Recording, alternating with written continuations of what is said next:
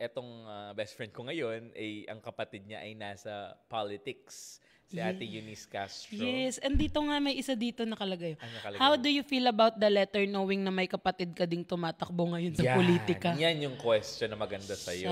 Ako kasi, yung kapatid ko, tumatakbo siyang counselor ngayon. Pero naging counselor na siya before. Because kasi of nga, SK Federation siya ang president ng Plus, SK naging barangay chairman siya ng district. Hindi, barangay chairman siya ngayon. Barangay chairman. Tapos tumatakbo siyang counselor. Ako, nakita ko naman na siyang naging counselor, magtrabaho sa government. Alam mo, ewan ko kung maniniwala kayo or kahit ano pang gusto nyong paniwalaan dyan. Pero, promise na nakikita ko, hindi marunong mangurap ang kapatid.